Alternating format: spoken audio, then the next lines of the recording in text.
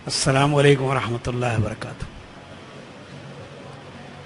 Nahmaduhu nusalli ala Rasulin Karim. Tuan-tuan yang mulia, Allah Subhanahu wa taala telah pilih kita dan hantar kita ke dunia. Allah Taala jadikan kita sebagai orang Islam. Dan Allah Subhanahu wa taala jadikan kita sebagai umat Rasulullah sallallahu alaihi wasallam.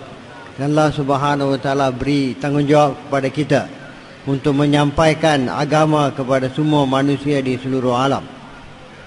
Jadi tuan-tuan, ini tanggungjawab ini Allah Subhanahu wa taala yang beri kepada kita.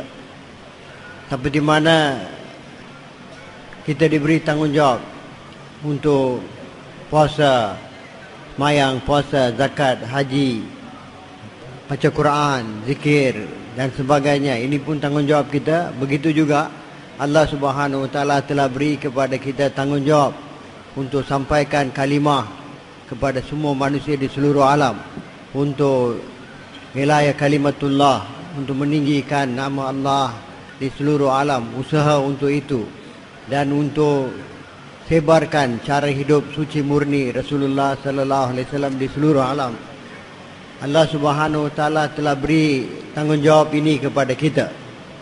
Tuan-tuan yang mulia, beliau kata kita telah mengucapkan kalimah la ilaha illallah Muhammadur Rasulullah, maka adalah wajib fardu atas kita untuk yakin atas kalimah ini 24 jam. Kalau kita punya yakin kepada kalimah ini tidak ada, dan pada masa itu malaikat datang untuk ambil roh kita dan kita mati tanpa kalimah ini, maka kita punya pada mahsyar kita tidak akan dibangkitkan sebagai orang Islam.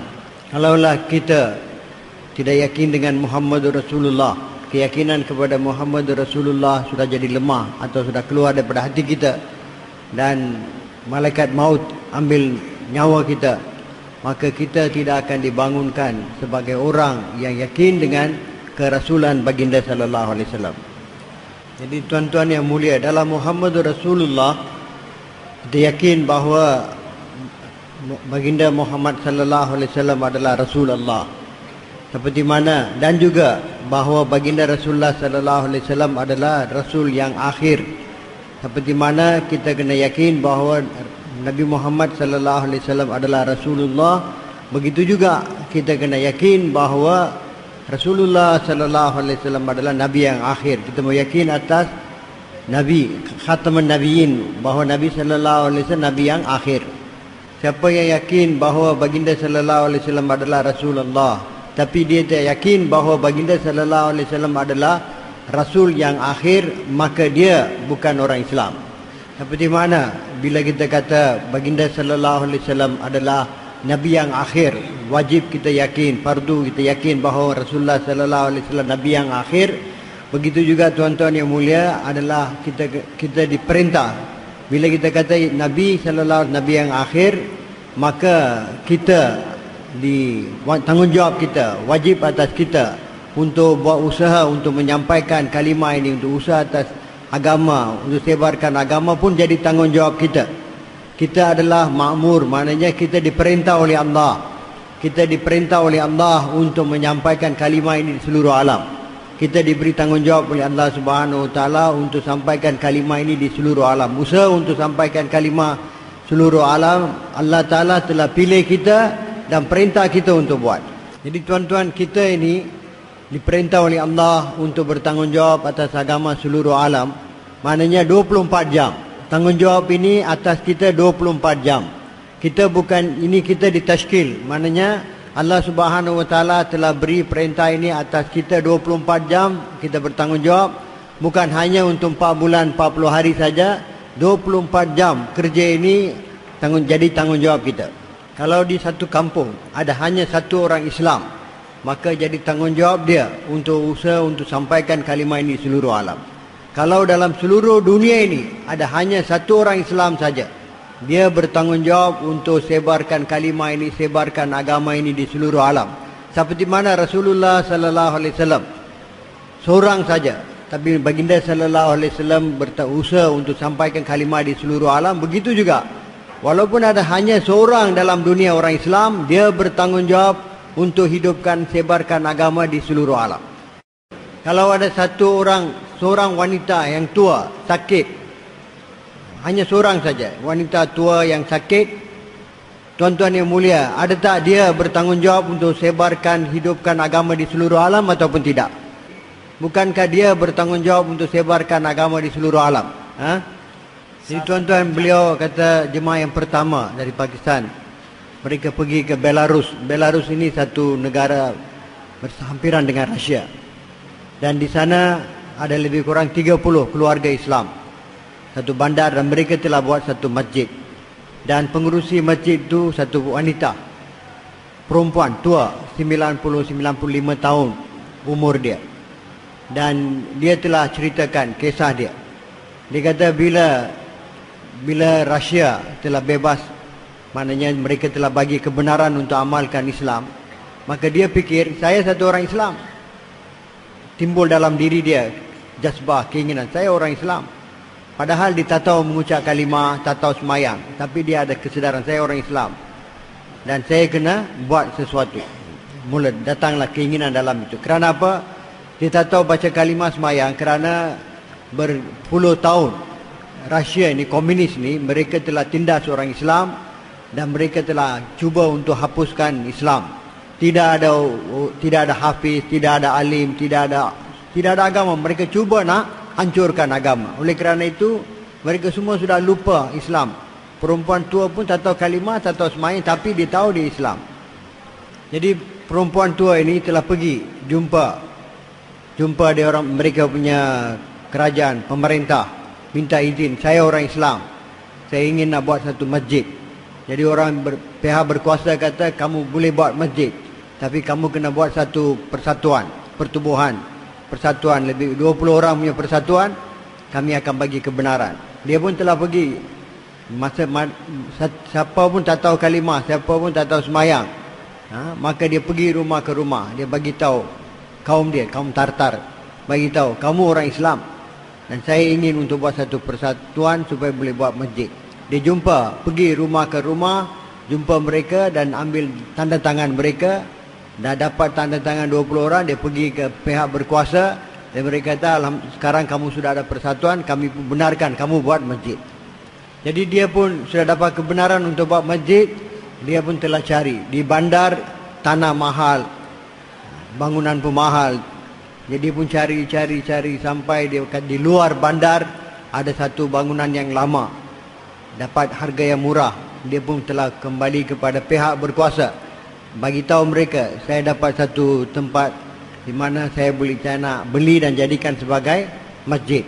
Maka pihak berkuasa kata, kamu mula-mula kena jumpa orang-orang yang tinggal di sekitar tempat itu, dapat kebenaran mereka dulu. Kalau mereka pun bersetuju, baru kami akan benarkan kamu jadikan tempat itu masjid. Dan beliau telah pergi rumah ke rumah, dan tempat itu tidak ada Tartar, tidak ada orang Islam. Semua mereka sama ada komunis ataupun mereka Kristian, tidak ada orang Islam. Jadi dia pun pergi jumpa setiap orang di sekitar tempat itu, bagi tahu mereka, saya orang Islam, kami orang yang aman, tak ada tak mau gaduh, tak mau buat apa-apa kacau bilau, kami nak buat masjid, tempat ibadat dan kami nak beribadat. Jadi benarkanlah kami, tulis, beritahu, cara bertulis bagi tahu kamu tidak ada apa-apa halangan untuk kami buat masjid. Dia pun pergi rumah ke rumah, jumpa semua orang. Jadi dia pun kembali kepada pihak berkuasa, tunjuk semua orang sudah setuju. Dan kata pihak berkuasa kata boleh, kamu boleh buat masjid. Nak buat masjid ni kena ada duit. Dia tak ada duit. Dan maka dia tiap-tiap hari naik 2 bas. Naik 2 bas pergi ke tempat itu, dia sendiri buat kerja. Bangunan yang sedia ada, dia sendiri buat kerja untuk ubahkan dia punya bentuk dia supaya jadi macam masjid. Hari-hari dia pergi bentang dia punya tempat bawah, dan juga dia usaha betulkan dia punya tembok dan sebagainya. Tiap-tiap hari dia buat usaha, buat kerja sampai dia jadi macam masjid. Jadi beliau sekarang ni masjid sudah buat, tapi tak ada orang nak semayang. Kaum Tartar, kaum Islam pada masa itu, siapa pun, tidak ada satu orang pun yang tahu semayang, yang tahu kalimah. Tidak ada hafiz, tidak ada alim, tidak ada imam, tidak ada orang yang boleh mengajar dan ajar orang semayang. Tidak ada orang yang tahu semayang, tidak ada imam, tidak ada siapa pun. Maka dia pun pergi jumpa ketua kaum Tartar, orang Islam dan minta dia, saya sudah buat masjid, minta saya satu orang imam supaya dia boleh mulakan semayang di tempat saya. Tapi dia kata tak ada siapa macam tu, kami pun tak boleh bagi imam. Dia pun menangis, perempuan ni menangis. Dia kata sudah buat masjid, tak tahu orang, tak tahu semayang, tak ada orang nak ajar semayang, tak ada imam. Dia pun menangis. Lepas tu mereka, orang pihak berkuasa ini kata tak apa, kita boleh tulis surat kepada kerajaan Turki, minta mereka hantar seorang imam. Jadi perempuan tu dalam bahasa Tatar panggil apa. Jadi apa ini, orang tua ini pun pergi seluruh bandar, pergi jumpa orang Islam, bagi tahu kamu orang Islam. Saya sudah buat masjid, masjid sudah ada, imam sudah ada. Kamu orang Islam, datang semayang. Dia pergi jumpa setiap orang Islam. Dan orang Islam pun setujulah kita akan semayang Jumaat. Dan mulalah semayang Jumaat, lepas tu semayang jenazah, semayang hari raya puasa, hari raya haji, ini semua dah mula. Jadi perempuan ni kata, masjid kena hidup 24 jam. Jadi dia pun pergi jumpa orang Islam supaya dah makmurkan masjid, hidupkan amal di masjid. Semayang 5 waktu mu ada. Jadi dia pergi jumpa orang Islam, lepas tu mereka kata tak apa, kami boleh semayang 1 hari 1 kali. Semayang zuhur saja kami sedia. Dan mulalah 2-3 orang datang untuk semayang zuhur. Jadi perempuan ni kata, sekarang imam ini bukan untuk selama-lamanya, selepas beberapa lama dia akan balik. Sekarang kalau dia sudah balik, siapa nak semayang Jumaat, siapa nak semayang jenazah, siapa nak jadi imam dalam semayang. Jadi kita kena ajar anak-anak kita semayang.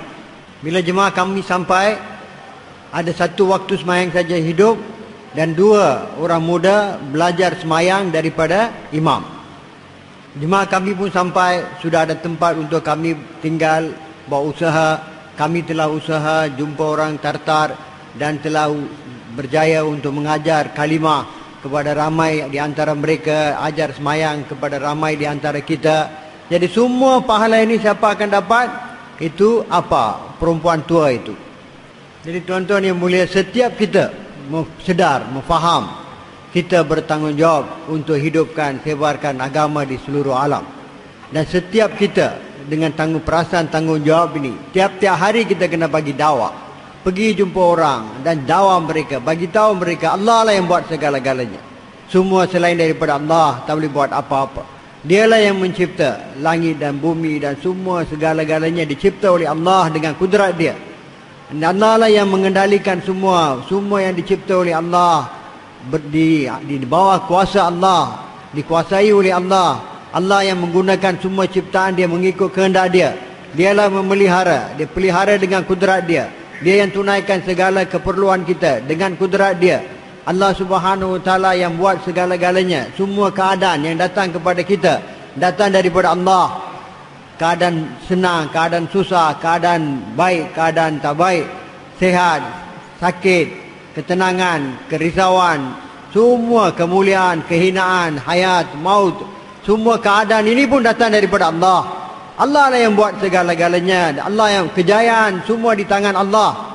Maka tuan-tuan yang mulia, bila kita dakwah perkara ini, saya cakap, tuan-tuan cakap, Allah Subhanahu Wa Taala akan sampaikan perkara ini ke seluruh alam. Sampai ke hujung-hujung dunia Allah akan sampaikan kesan dakwah ini. Apa yang saya dakwah, apa yang tuan-tuan akan cakap, Allah Ta'ala akan sebarkan kesan ini di seluruh alam dengan kudrat dia.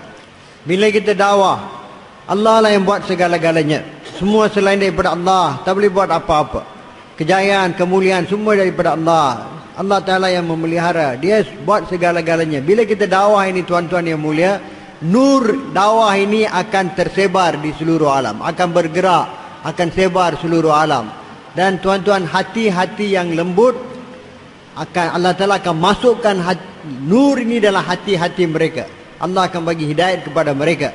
Siapa yang telah ditakdirkan oleh Allah untuk dapat hidayat, mereka akan dapat kesan nur ini, dapat hidayat dengan dakwah ini. Dan tuan-tuan, yang siapa yang tak dapat hidayat, walaupun orang yang kita cakap, tak semestinya dia terima. Kita dakwah satu orang, tak semestinya dia terima. Tapi apa yang kita dakwah, Allah akan sebarkan nur kesan itu seluruh alam. Dan hati yang lembut, Allah akan masukkan nur ini dalam hati-hati mereka.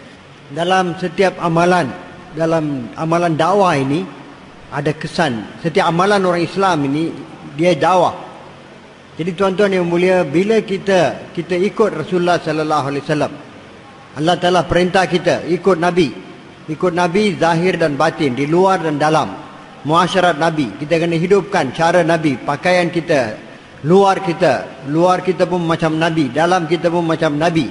Jadi tuan-tuan yang mulia, bila kita bergerak dengan mengamalkan sunnah ini, maka tuan-tuan, siapa yang sayang kepada sunnah Nabi, sayang kepada Nabi. Siapa yang sayang kepada Nabi, Allah akan bagi mereka syurga. Jadi tuan-tuan yang mulia, bila kita amalkan sunnah Nabi dalam diri kita, dan kita berjalan, daripada jauh kita boleh dikenali, ini orang Islam, ini orang Islam. Dan itu dengan sendirinya adalah dakwah. Dia kata satu jemaah mereka pergi ke Peru. Di Peru mula-mula ada satu orang Islam saja. Dia masuk Islam, lepas tu dia telah datang ke Pakistan, keluar 4 bulan, lepas tu balik. Bini dia, lepas tu dia bawa isteri dia pun keluar, keluar jemaah masturat. Lepas tu isteri dia pakai purda, dan dia pun pakai sunnah, pakai serban, ada janggut, pakai jubah panjang. Dan bila dia seorang saja berjalan buat gas di Peru, seluruh Peru ini South America, ada satu negara, satu orang pun tak ada Islam. Dia seorang jalan. Dan kadang-kadang dia dengan isteri dia jalan, di seluruh Peru ini ada satu perempuan saja yang pakai purda. Jadi tuan-tuan, dengan berkat satu orang yang jadi Islam dan amalkan sunnah, dengan isteri dia amalkan sunnah, maka tuan-tuan yang mulia, sekarang ada ratusan orang Islam di sana. Dan ramai, berpuluh-puluhan orang telah keluar jalan Allah Subhanahu Wa Taala. Jadi beliau kata jemaah mereka pergi ke France 2005, dan mereka pergi satu bandar Dreux, lebih kurang 60 km dari Paris.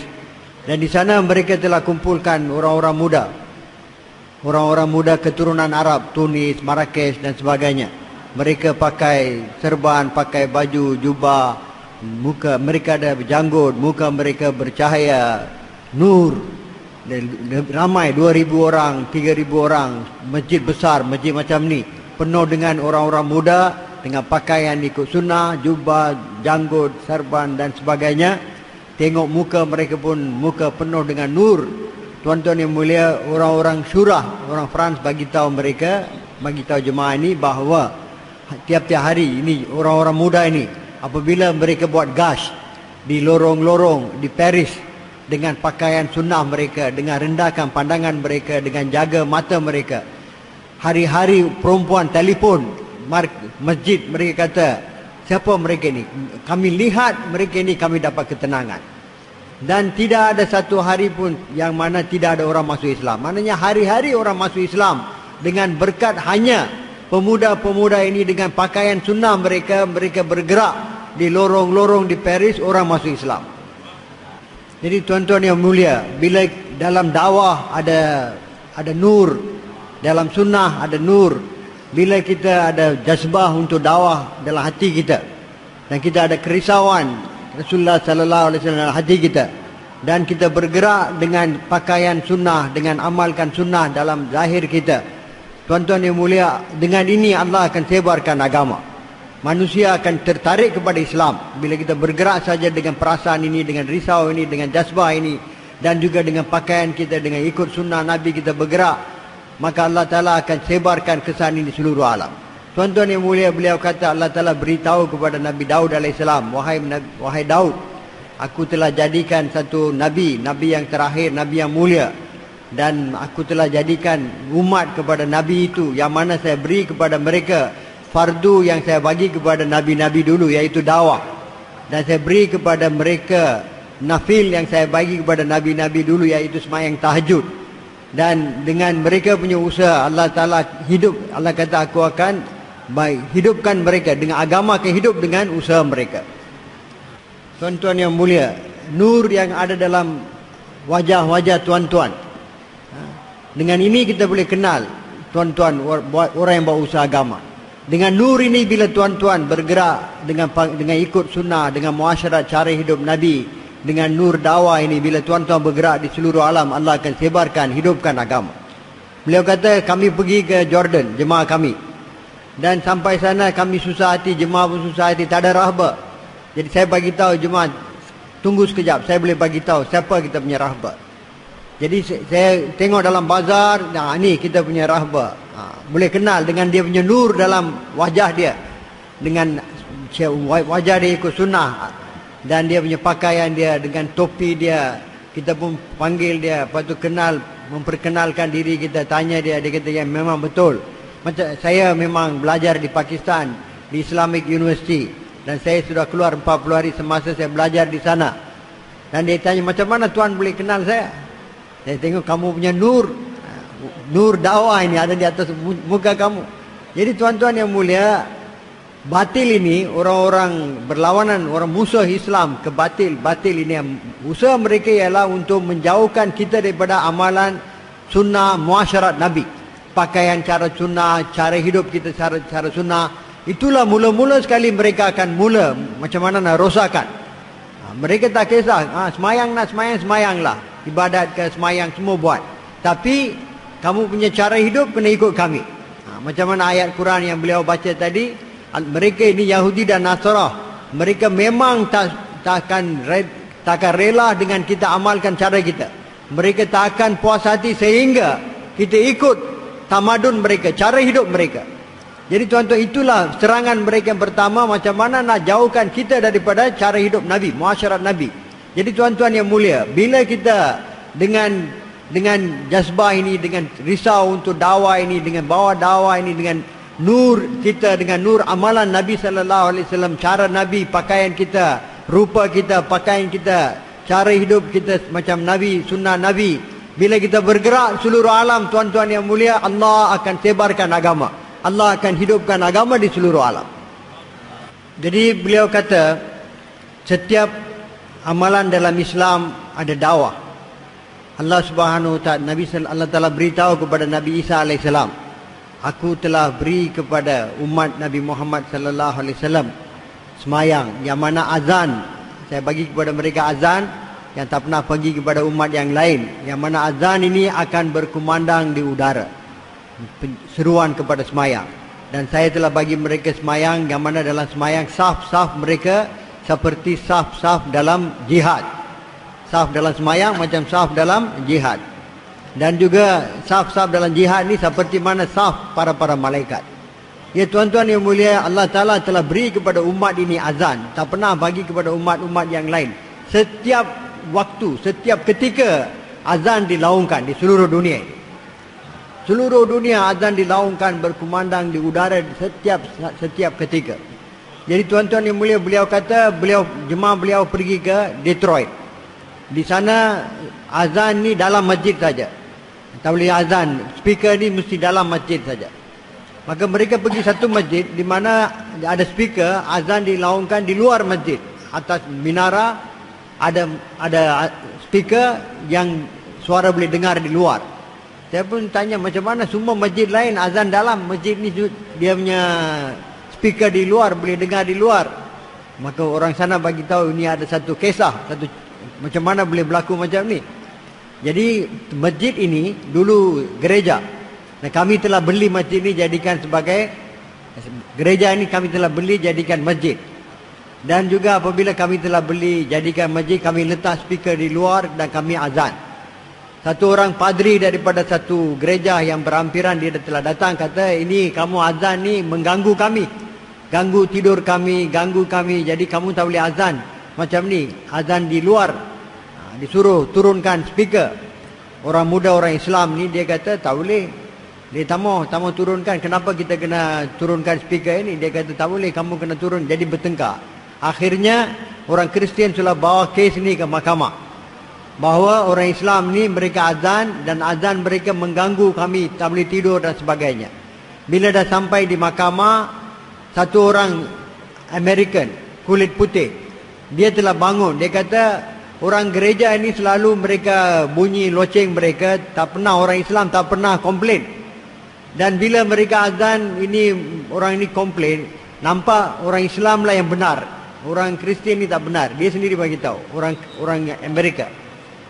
Jadi dalam mahkamah juga ada satu orang perempuan American. Dia kata dia orang ni, orang Kristian ni komplain azan orang Islam ni mengganggu mereka. Kurang-kurangnya azan lah, kita pun tahu apa yang mengganggu mereka. mau dengar juga azan. Jadi muazzin pun ada situ, suara dia pun baik, maka dia telah azan. Bila dia azan dengan suara yang begitu merdu dengan azan yang baik, maka di semua kata ini bagus. Suara ini, azan ini begitu bagus, merdu. Patutnya kita kena, benda ini kena berkumandang selalu. Maka hakim mahkamah itu, dia telah buat keputusan boleh azan dengan speaker di luar. Dulu 1 speaker, sekarang mereka tambah 2 speaker. Jadi tuan-tuan yang mulia, Allah Subhanahu Wa Taala telah beri kepada orang Islam semayang berjemaah, yang mana Allah tak bagi kepada orang-orang lain, umat-umat yang lain, semayang berjemaah.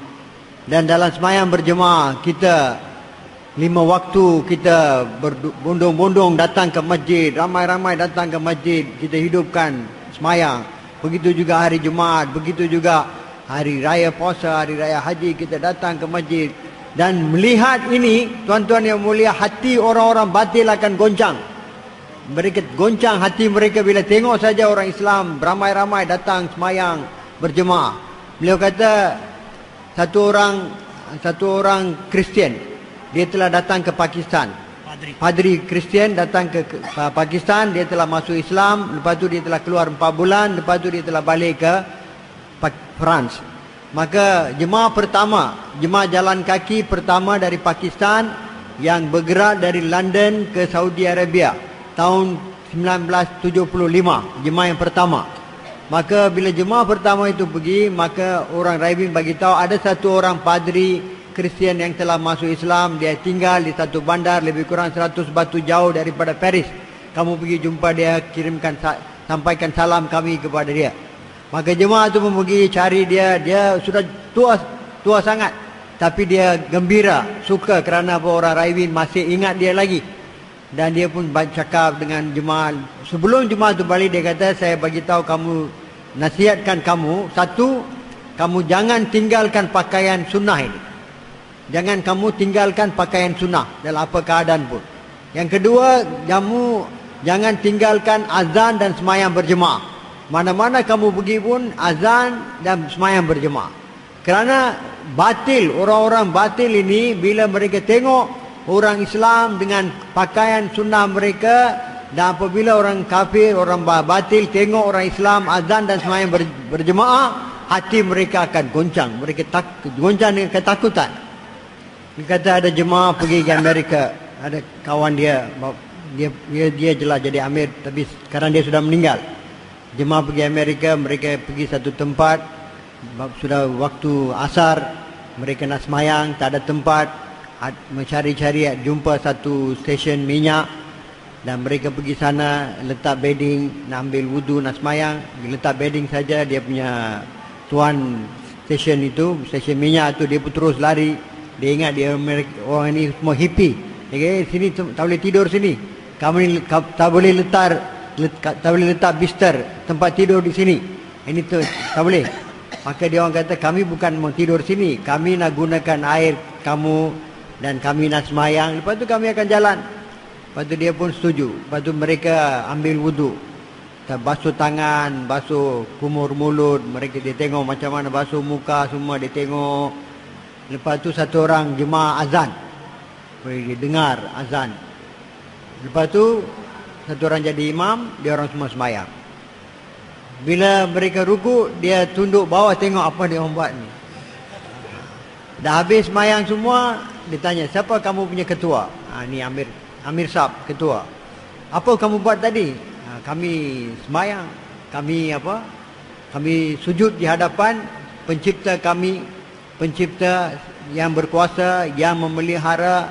Dialah yang pemelihara, dialah pencipta, dialah segala-galanya. Kami sujud di hadapan dia. Apa tadi yang lagu yang kamu nyanyi tadi, apa itu lagu? Itu bukan lagu. Kami ajak orang di timur, di barat, di utara, di selatan, wahai manusia, datang. Kalau kamu mau kejayaan, datanglah dan sujudlah kepada Allah, kamu akan dapat kejayaan. Lepas tu dia kata, saya tengok, bolehkah saya pun semayang macam ni? Kerana saya sangat dapat banyak ketenangan tengok kamu semayang. Bolehkah saya pun semayang macam ni? Mereka kata ini hanya orang Islam saja boleh semayang macam ni. Macam mana, berapa banyak yuran saya kena bagi untuk jadi Islam? Pasal apa, di gereja-gereja pun mereka ambil duit yuran. Jadi kata masuk Islam ni tak payah yuran, cuma dengan keikhlasan hati kamu mengucap asyhadu an la ilaha illallah wa asyhadu anna muhammadar rasulullah, kamu sudah jadi Islam. Lepas tu kamu boleh semayang. Dia pun telah masuk Islam, dan dia alhamdulillah jemaah kata ini orang masuk Islam ni dengan berkat azan dan semayang berjemaah. Tuan-tuan yang mulia, semua yang dibawa oleh baginda sallallahu alaihi wasallam adalah agama. Jadi kita kena amalkan keseluruhannya. Untuk itu perlu ada ilmu. Kita kena belajar. Dan ilmu ini ada dua tuntutan. Satu ialah kita kena sampaikan kepada orang lain. Satu kita amalkan, yang kedua kita mau sampaikan kepada orang lain. Tak boleh disimpan. Ilmu itu tak boleh disimpan dalam diri kita sahaja. Kita kena sampaikan kepada orang lain. Dan tuan-tuan yang mulia, dengan jazbah ini, dengan kita belajar agama dan kita amalkan agama, dan kita kena usaha macam mana perkara ini disebarkan di seluruh alam. Setiap orang Islam, lelaki, wanita, kanak-kanak, orang kaya, miskin, setiap kita ini bertanggungjawab untuk sebarkan, hidupkan agama di seluruh alam. Inilah kerja kita, ini maksud kita. Allah Ta'ala bagi tanggungjawab ini kepada kita untuk sebarkan. Baginda sallallahu alaihi wasallam telah beritahu bahawa kita kena sampaikan walaupun sepotong ayat yang kita tahu, sampaikan kepada mereka yang tidak ada yang mereka yang tak tahu. Jadi tuan-tuan, ini tanggungjawab kita untuk amalkan agama dan sampaikan agama di seluruh alam. Untuk ini Allah Subhanahu wa taala bagi kita satu senjata. Apa senjata yang Allah bagi kepada kita? Iaitu Allah bagi kita muhabbat, kasih sayang, inginkan kebaikan untuk semua orang. Inilah yang ada dalam hati-hati para anbiya alaihi salatu wasalam, para nabi, para rasul. Mereka punya perasaan kasih sayang, ingin untuk kebaikan semua umat mereka. Walaupun ini yang telah bagi mereka kekuatan untuk menanggung segala kesusahan, walaupun orang marah mereka, maki mereka, pukul mereka, tapi mereka terus buat usaha agama, terus berusaha untuk bawa orang kepada agama. Apakah yang telah jadikan perkara ini mungkin? Kerana dalam hati mereka ada perasaan sayang, kasih sayang kepada umat mereka. Mereka kata, ya Allah, mereka tak tahu, mereka pukul saya kerana mereka tak tahu. Kalau mereka tahu, mereka tak akan buat demikian. Inilah perasaan kasih sayang adalah hati-hati nabi-nabi, yang mana yang paling kemuncak dia baginda Rasulullah sallallahu alaihi wasallam, yang mana dalam bila Nabi pergi ke Taif, orang-orang Taif telah baling batu sehingga seluruh badan baginda sallallahu alaihi wasallam berlumuran darah, lekat kepada kasut, sehingga malaikat telah datang. Mereka kata, ya Rasulullah, izinkan kami akan langgar dua bukit di antara kota Taif ini, sehingga semua Bani Saqif ini jadi macam surma, jadi macam celah mata. Macam mana?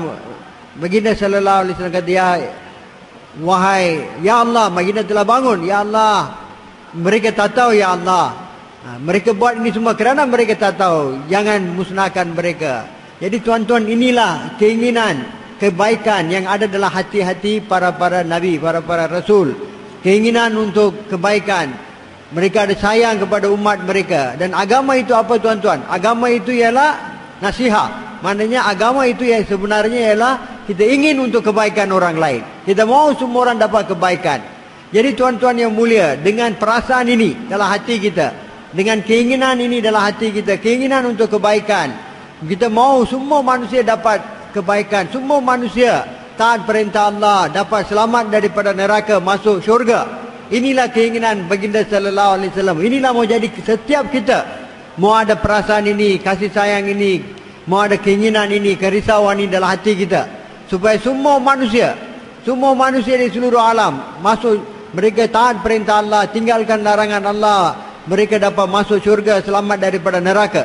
Dan kita tidak ada musuh tuan-tuan. Semua manusia di seluruh alam, semua manusia kita mahu supaya mereka semua dapat kebaikan daripada Allah, selama-lamanya mereka berjaya. Dan kita tidak ada musuh. Musuh kita satu saja, musuh kita syaitan. Selain daripada syaitan, kita tak ada musuh. Kita mahu semua orang dapat kebaikan daripada Allah Subhanahu Wa Taala, mendapat kejayaan di dunia, kejayaan di akhirat. Tuan-tuan, dengan perasaan ini, keinginan ini, kita bergerak di seluruh alam. Allah Subhanahu Wa Taala akan hidupkan agama di seluruh alam. Tuan-tuan yang mulia, Allah Subhanahu Wa Taala telah beri tanggungjawab untuk usaha agama di seluruh alam kepada kita. Dan kita tak tahu buat kerja Nabi. Kita bukan Nabi, kita tak tahu buat kerja Nabi. Jadi tuan-tuan yang mulia, kita kena belajar kerja Nabi ini. Dan tuan-tuan yang mulia, satu orang tak boleh jadi naib kepada Nabi. Seluruh umat ini naib kepada Nabi. Seluruh umat. Maknanya kita bertanggungjawab. Selepas baginda sallallahu alaihi wasallam, kita telah diperintah oleh Allah untuk bertanggungjawab buat usaha di seluruh alam. Seperti mana baginda sallallahu alaihi wasallam dihantar rahmat untuk seluruh alam, maka kita pun tuan-tuan Allah hantar sebagai rahmat untuk seluruh alam. Dan kerja ini kita tak boleh buat seorang-seorang. Kita sebagai seluruh umat ini naib kepada Nabi dan kena buat usaha berjemaah. Tak boleh seorang, tak boleh buat kerja ni, kena buat berjemaah. Untuk ini kita kena bentuk jemaah masjid. Jemaah di masjid kita. Jemaah masjid ni adalah seperti mana bunga disatukan. Maka dengan kita semua orang sama-sama dengan kasih sayang satu hati, kita mau buat usaha di tempat kita, supaya bila jemaah masjid buat usaha di masjid kita, sekitar masjid kita, agama akan hidup di muhalla kita. Dengan gas kedua, muhalla berhampiran akan hidup. Dengan 3 hari jemaah masjid keluar pergi ke kampung-kampung sekitar bandar kita, agama akan hidup di kampung-kampung. Dengan jemaah kita 40 hari 4 bulan keluar dalam negeri, kita agama akan tersebar di seluruh negara kita. Dengan jemaah kita yang kita hantar ke luar negara, jemaah negara jauh, agama akan hidup di seluruh dunia. Tuan-tuan yang mulia, satu masjid boleh tunaikan tanggungjawab agama di seluruh alam.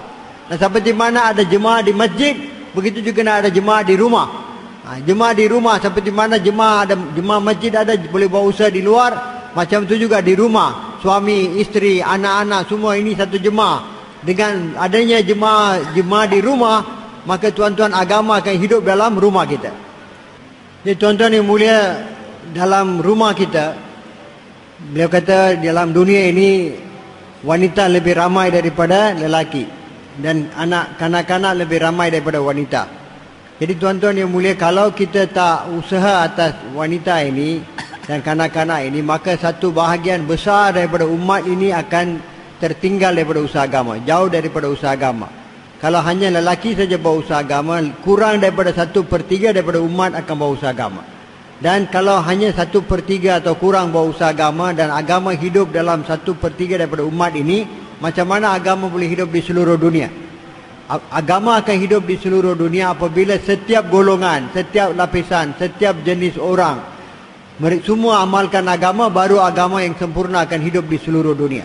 Jadi oleh kerana itu tuan-tuan, kita kena usaha supaya kita ada jemaah di rumah kita. Jemaah di rumah ialah apabila kita ada kasih sayang di antara kita di rumah, keluarga kita, suami, isteri, anak, ada satu hati, ada satu fikir, ada fikir untuk agama, maka kita bentuk, baru ada jemaah di masjid, rumah baru ada agama. Dan jemaah ini tuan-tuan boleh dibina hanya dengan kasih sayang, dengan ikram. Seperti mana beliau kata, kita usaha atas satu orang baru, ikram dia sampai dia keluar 3 hari. Selepas tu kita masih lagi kita belum confident dengan dia lagi. Masih lagi dia belum, akar dia belum kuat lagi. Asas dia belum kuat lagi. Bila angin tiup pokok boleh tumbang. Orang ini bila datang sedikit masalah boleh tinggalkan kerja ni. Dia bagi dia keluar 3 hari, lepas tu bila dah cuti kita ikram dia, keluarkan dia 40 hari. Masih lagi pun kita belum ada confident lagi. Bila ada masalah apa-apa mungkin dia akan tinggalkan kerja ni. Kerana dia punya akar dia belum kuat lagi. Kena usaha lagi, ikram dia 1 tahun, 2 tahun, lepas tu dia keluar, dia sedia. Bila kita ikram, ambil baik, bawa dia dalam kerja, lama-lama dia sedia untuk keluar 4 bulan. Dan balik 4 bulan, dia bawa usaha tempatan, masih lagi belum lagi kita yakin dengan dia. Mungkin ada apa-apa masalah, dia boleh tinggalkan kerja ini. Dia keluar balik 4 bulan, dia sudah kahwin, masih buat usaha agama, dan dah kahwin, dah kerja, dan masih lagi buat usaha agama, buat usaha tempatan. Tuan-tuan yang mulia, barulah kita kata ini sekarang ni dia sudah keluar 4 bulan, sudah kahwin, buat kerja, masih buat usaha tempatan. Maka sekarang kita ada confident dengan dia, kita boleh hantar dia pergi luar negara. Jadi tuan-tuan yang mulia, perlu begitu lama masa untuk kita nak bawa satu orang dapat mantap dalam kerja ini. Mufti Zainal Abidin rahmatullahi alaih beritahu dalam satu majlis orang lama-lama, dia kata satu karkun 4 bulan lebih kurang perlu kita 12 tahun buat usaha, barulah kita akan dapat satu orang yang mana kukuh dalam kerja ini. 12 tahun kena ikram buat usaha, baru dia akan jadi kukuh, mantap dalam kerja ini. Tuan-tuan yang mulia, kita kena macam mana di luar kita ikram orang supaya mereka bawa usaha agama, jadi ahli jemaah masjid kita. Lebih daripada itu, kita mau ikram di rumah kita. Kalau kita nak bentuk jemaah di rumah kita supaya keluarga kita pun buat usaha agama, kita kena buat dengan penuh ikram. Orang luar berapa lama kita ikram baru mereka ambil datang kepada kerja kita. Di rumah lagi daripada itu, lebih kita kena ikram isteri kita, anak kita dengan kasih sayang. Kita kena tunduk. Jangan kita balik rumah saja. Sekarang singa sudah balik rumah, serigala sudah balik rumah, semua takut kepada kita. Kita mau dengar mereka punya apa-apa mereka punya masalah. Kita mau sayang kepada mereka, kasih kepada mereka, ikram mereka pelan-pelan buat usaha. Dan lama-lama kita balik rumah jangan jadi macam diktator. Jangan jadi macam diktator. Membalik dengan penuh rendah diri, kasih sayang. Kita ambil hati mereka, ikram mereka, dan mulakan talim di rumah kita. Bila kita mulakan talim, maka dengan talim malaikat-malaikat punya sohbat kita akan dapat. Malaikat akan datang, kita punya keluarga akan berdampingan, akan dapat berdamping dengan malaikat. Allah Ta'ala akan turunkan rahmat, dan sifat taat akan datang dalam keluarga kita. Dan juga kita kena buat muzakarah 6 perkara di rumah kita, supaya setiap ahli keluarga kita boleh dakwah. Kita melatih isteri kita, anak-anak kita semua dakwah. Dan tuan-tuan yang mulia, kita kena mesyuarat bersama dengan mereka. Apa-apa takaza agama yang datang daripada Nizamuddin, yang datang lepas tu ke markas kita, lepas tu datang kepada masjid kita, dan kita bawa balik. Kita kena sediakan jemaah 40 hari takaza. Untuk sediakan jemaah 40 hari, tanya anak kita, anak laki-laki, anak perempuan, isteri, nak keluarkan jemaah 40 hari daripada masjid mualla kita. Macam mana nak kita buat? Doalah, tolong mereka pun doa, membentuk fikir mereka. Apa-apa yang kita dengar di markas, apa-apa mesyuarat dibuat, maka kita balik, kita bagi tahu mereka apa-apa takaza, keputusan dalam mesyuarat, bagi tahu mereka pun, supaya mereka pun ada fikir ni. Mereka pun ada kerisauan ni dalam di keluarga kita, rumah kita pun ada fikir. Jadi tuan-tuan yang mulia, kita kena bina, kita kena buat usaha lama-lama, kita kena bina supaya ahli keluarga kita pun bersama dalam fikir kita. Supaya anak isteri kita, mereka bersama-sama dalam fikir kita, dan kita buat usaha, barulah usaha agama kita akan jadi mantap. Tuan-tuan yang mulia, kita kena usaha pelan-pelan. Buat usaha di rumah kita, bentuk fikir keluarga isteri kita, dan selepas tu kita bawa mereka keluar. Untuk nak belajar usaha agama ini, bawa isteri kita keluar. Bersama-sama kita keluar jemaah masturat 3 hari. Keluar 3 hari, balik bawa usaha di rumah kita, keluar 3 hari, balik bawa amal di rumah. Pelan-pelan, lepas tu bila dah keluar 3 hari, beberapa kali bawa dia keluar 10 hari atau 15 hari, kita bawa dia keluar. Lepas tu kita balik, beberapa lama kita bawa usaha. Lepas tu kita bawa dia keluar 40 hari dan balik buat amal. Lama-lama tuan-tuan yang mulia, bila dah keluar 40 hari dalam India, Pakistan, masturat jemaat. Lepas tu kita 2 tahun buat usaha dalam negara kita, dalam rumah kita. Selepas tu bawa dia pergi ke seluruh negara jauh. Jadi tuan-tuan yang mulia, bila kita dah buat macam ni, maknanya isteri kita pun jadi macam karkun lama, anak-anak kita pun semua ada fikir agama.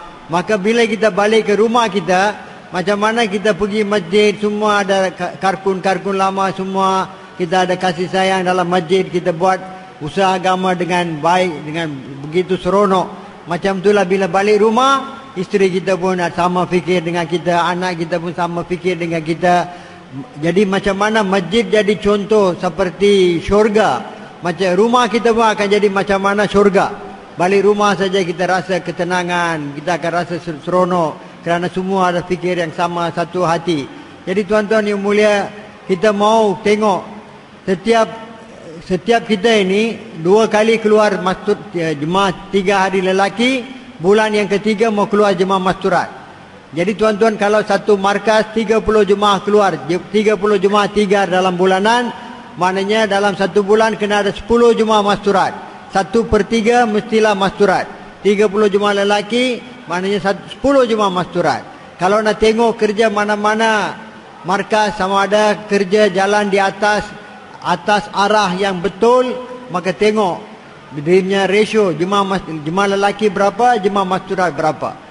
Jadi setiap kita tuan-tuan yang mulia kena buat keputusan 2 kali dalam 2 bulan kita keluar lelaki. Bulan yang pertama, kedua, 3 hari ikut lelaki, bulan yang ketiga ikut masturat, kita keluar 3 hari. Jadi tuan-tuan, dengan ini kita lama-lama kita bentuk fikir isteri kita supaya dalam rumah kita ada mahol agama. Kita amalkan sunnah dalam setiap perkara, setiap urusan, makan, minum, segala urusan, tidur dan sebagainya. Semua perkara dalam rumah, pakaian, semua ikut sunnah. Cara hidup Nabi, amalkan dalam rumah kita. Dan kita mau tarbiyah, dan kita mau didik, kita mau anak-anak kita jadi hafiz, alim, mujahid, muhajir, mujahid keluar jalan Allah, orang yang jadi hafiz, alim, orang agama, orang bertakwa. Jadi kita kena buat semua perkara ini tuan-tuan yang mulia. Dengan ini keluarga ini akan jadi asbab perantaran untuk hidayah di seluruh alam. Dan keluarga ini, rumah ini akan bergemerlapan kepada orang-orang di langit, seperti mana bintang-bintang bercahaya kepada kita. Dan keluarga ini Allah Ta'ala akan jadikan sebagai perantaran untuk sebarkan hidayah di seluruh alam. Beliau kata, lelaki mereka ambil agama, belajar agama, datang kepada agama melalui laki-laki lain. Wanita melalui wanita-wanita. Jadi tuan-tuan, dan agama hidup dengan usaha laki-laki sedikit banding dengan usaha wanita. Dengan usaha wanita, wanita pun akan datang, laki-laki pun akan datang juga kepada agama. Kesan dia banyak. Jadi tuan-tuan yang mulia, banyak kesan bila kita keluar jalan Allah, bawa masyarakat kita. Seluruh alam wanita-wanita sedang menunggu kita. Jemaah-jemaah masturat daripada Malaysia. Kenapa ramai, banyak negara-negara, 100 negara dalam dunia ini, kita Malaysia boleh hantar jemaah tanpa visa. Mereka di Pakistan ni susah mau dapat visa. Itu pun tahun 2011 mereka telah keluarkan 95 jemaah masturat ke luar negara, walaupun susah dapat visa. Tapi tuan-tuan, Malaysia boleh keluar mana 100 negara, visa pun tak perlu.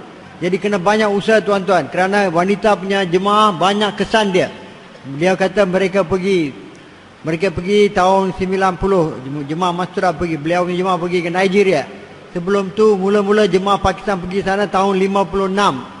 Tapi masa itu, masa jemaah mereka pergi pun, wanita-wanita masih di Nigeria ini market, iaitu perniagaan wanita yang buat, jual daging yang wanita juga yang buat, semua kerja-kerja di ladang, semua wanita yang buat.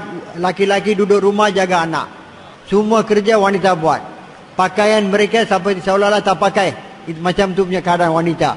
Bila jemaah mereka pergi sana, mereka punya usaha, wanita-wanita datang dengar bayan, mereka kata kami tak mau balik selagi kita pakai purda.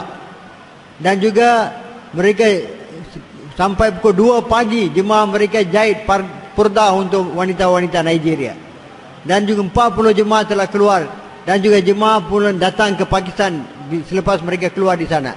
Alhamdulillah, dengan berkat ini Nigeria, daripada usaha di Nigeria, jemaah-jemaah masturat keluar daripada Nigeria, kerja-kerja masturat di negara-negara yang sekitar Nigeria telah hidup, alhamdulillah. Jadi tuan-tuan yang mulia, banyak perlu kita buat usaha. Banyak jemaah-jemaah masturat kita kena keluarkan di jalan Allah Subhanahu Wa Taala. Agama akan datang dengan cepat bila masturat pun bangun untuk buat usaha agama. Jemaah rumah kita, jemaah daripada rumah kita, wanita-wanita kita mau latih dan train, mau keluarkan mereka di jalan Allah Subhanahu Wa Taala. Jadi siapa-siapa di antara kita yang telah cukup syarat-syarat dia, wanita untuk pergi ke negara jauh, jemaah masturat pergi ke luar negara, tuan-tuan mau niat cara tunai sekarang, insyaAllah. Habis